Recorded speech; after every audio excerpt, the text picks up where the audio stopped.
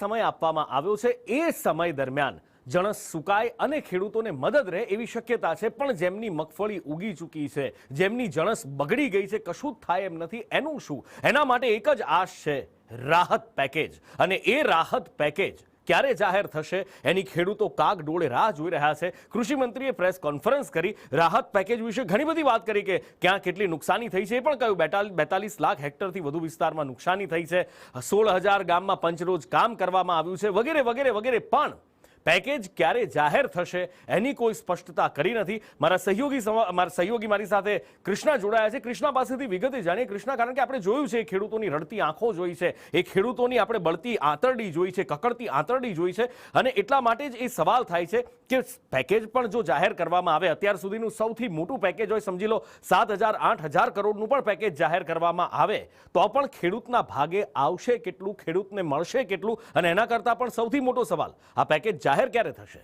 જી બિલકુલ, મોટો સવાલ એ છે કે આ પેકેજ જાહેર ક્યારે થશે, કારણ કે એ પેકેજ સમયસર જાહેર થાય તો ખેડૂતો કંઈક કહી શકે.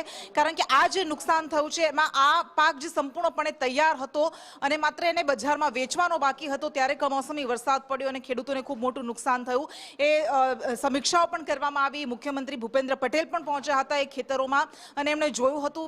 બે દિવસ પહેલાની એમની સોશિયલ મીડિયામાં પોસ્ટ હતી, એમણે કહ્યું હતું કે હા, ખૂબ મોટું નુકસાન થયું છે અને અમારી પ્રાથમિકતા, મારું પ્રાધાન્ય એ રહેશે ખેડૂતોની પડખે આ સરકાર ઊભી છે ને જેટલું બને એટલું જલ્દી તાત્કાલિક સહાય પેકેજ જાહેર કરવામાં આવશે. ગઈકાલે જાહેર થાય એવી શક્યતા હતી, પરંતુ હજુ આજે જાહેર નથી થયું.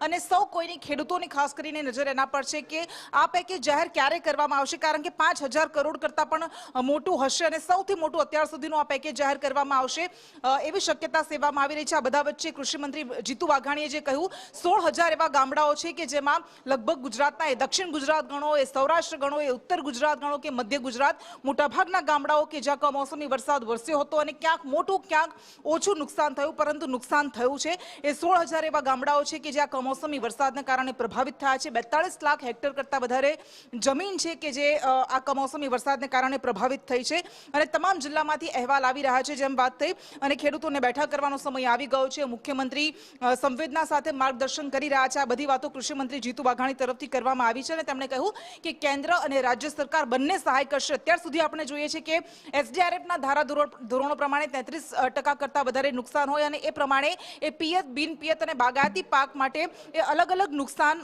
વળતર જાહેર કરવામાં આવતું હોય છે. પરંતુ આ વખતે એ ધારા ધોરણોમાં, એ માપદંડોમાં કેટલીક છૂટ પણ અપાઈ શકે, કેટલીક બાંધછોડ પણ કરવામાં આવી શકે, કારણ કે એ પ્રકારનું નુકસાન થયું છે. કેટલાક એવા પાક છે, કેટલાક એવા ખેતરો છે કે જ્યાં 100% નુકસાન થયું છે, ક્યાંક 80% જેટલું નુકસાન થયું છે.